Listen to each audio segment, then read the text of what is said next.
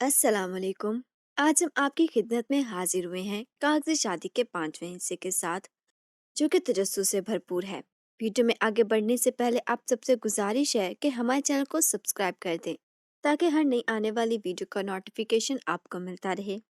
जहाज स्पेन के शहर गरनाता में लैंड कर चुका था। एक तवील खामोश सफर जिसमें चीखें थीं, मगर वो चीखें इस वक्त सिर्फ सोबिया की समातों को चीरती हुई उसके अंदर उतर रही थीं। दूसरी तरफ यूशा अपनी सी हर मुमकिन कोशिश कर रहा था कि अपने वादे को निभा सके और सोबिया के गम को कम कर सके, इसका हर तरह से ख्याल रख सके। इसको किसी चीज की जरूरत ना हो जो वो उसे दे ना सके, या उसे कहने की जरूरत भी वो बिना मांगे सब उसके सामने रख देना चाहता था। एयरपोर्ट से बाहर निकलते ही एक खूबसूरत सी गाड़ी पहले ही मुंतजिर थी। मुलाजमी ने सोबिया के एक बार फिर एक खूबसूरत सा गुलदस्ता दिया, जहाँ पहले ही एक गुलदस्ता उसके हाथ में था। गाड़ी फराटे भरती रोड पर उड़ रही थी, जहाँ सोबिया का इस्तकबाल पहाड़ों ने किया। उसने सुना था अपने बाबा से, जिन्हें किताबों के मताले का शदीद शौक था। घर में एक हसीन किताब खाना था, हजारों किताबें थी। गरनाता स्पेन का दारुल हुकूमत है।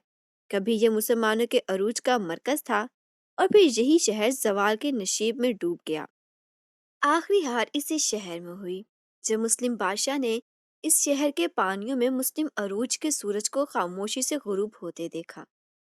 इस शहर सलीबी जंगें देखीं, ईसाइयों के बर्बरियत को झेला।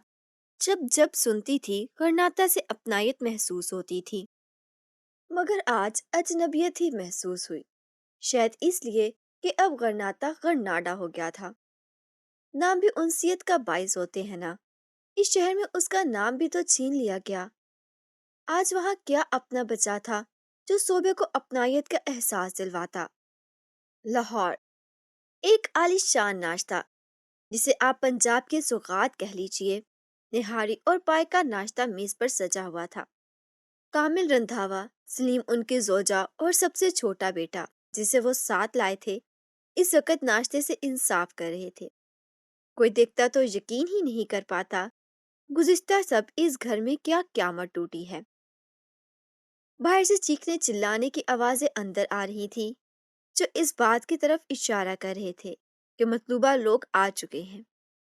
एसएचओ इरफान और सब इंस्पेक्टर दानियाल रुहेल और मलिक चौधरी का बीमा अहलो अयाल उठा लाए थे। दोनों अलग अलग इलाकों में रहते थे, इसलिए अलग अलग थानों के हदूद में आते थे। दो अलग थानों से फोन करके काम करवाया गया। कामिल रंधावा रुमाल से मुंह पोंछते उठे, एक इशारा पुलिस को किया, जो वहां कब से हुक्म मिलने के इंतजार में खड़े थे। पंचायत के बैठने के लिए एक हॉल रंधावा हाउस में बनाया गया था। वहीं पर यरगुमालियों को बुलाया गया, और अब वहां रंधावा खानदान के भी सभी लोग थे, सिवाय सलीम की बेगम और बेटे के।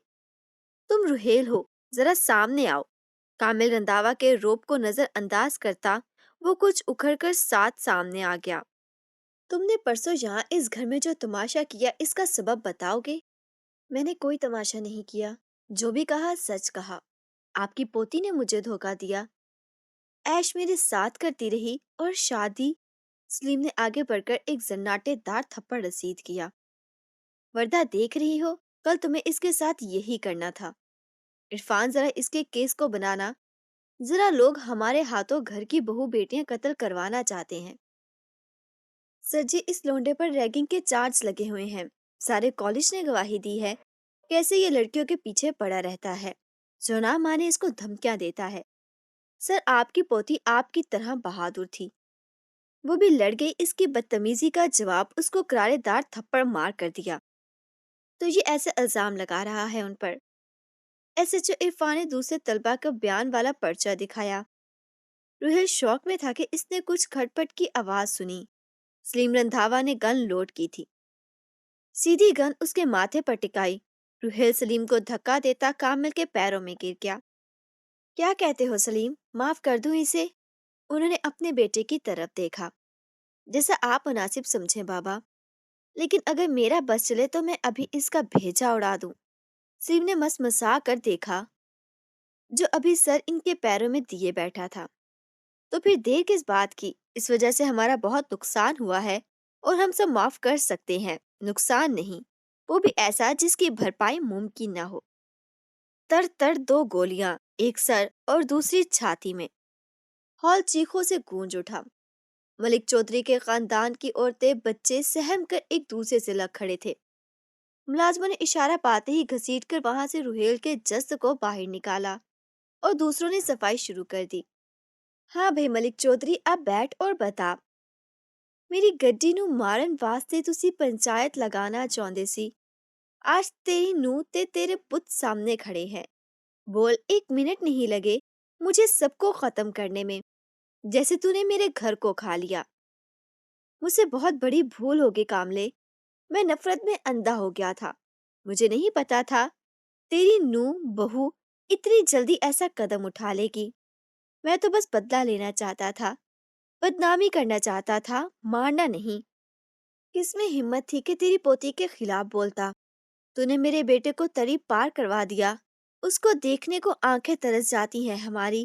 اس کے بچے یتیموں کسی زندگی جی رہے ہیں۔ ہم پہ رحم کر اسے اب تو واپس بلا لے۔ تیرا بیٹا شہر کے بچوں کو نشئی بنا رہا تھا۔ ابھی بھی سنا ہے کہ شہر کے باہر چھپ چھپ کر وہ یہی کام کر رہا ہے۔ اسے سمجھا لے، ورنہ ابھی تو صرف یہاں سے تڑی پار کیا ہے، اگلے اپنے ہاتھوں سے گولیاں اس کے سینے میں اتار دوں گا۔ یہ بازو ابھی اتنے کمزور نہیں ہوئے کہ اپنے بچوں کو بچا نہ سکے۔ کامل رندھاوا، نکل جا اور دوبارہ شکل نہیں دکھانا۔ آج سے اور ابھی سے تو پنچایت کا حصہ نہیں ہے، بات ختم۔ اپنی بات کہہ کر وہ وہاں سے نکلتے چلے گئے۔ غرناطہ، گاڑی ایک خوبصورت محل نما گھر کے اندر داخل ہوئی، جس کے سامنے پہاڑوں اور سمندروں کا دلکش منظر تھا۔ آپ اس جگہ خوابوں کا محل کہہ سکتے ہیں۔ صوبے کی شاید آنکھ لگ گئی تھی۔ جو ہی ملازمہ نے اس کو جگانے کے لیے ہاتھ لگایا تو علم ہوا کہ وہ شدید بخار میں پھنک رہی ہے۔ اسی کے ساتھ ہم اختتام کرتے ہیں اپنے ناول کے 5ویں حصے کا۔ ویڈیو اچھی لگی ہے تو لائک کر دیں اور ہمارے چینل کو سبسکرائب کرنا نہ بھولیں۔ ملتے ہیں اگلی ویڈیو میں، تب تک کے لیے اللہ حافظ۔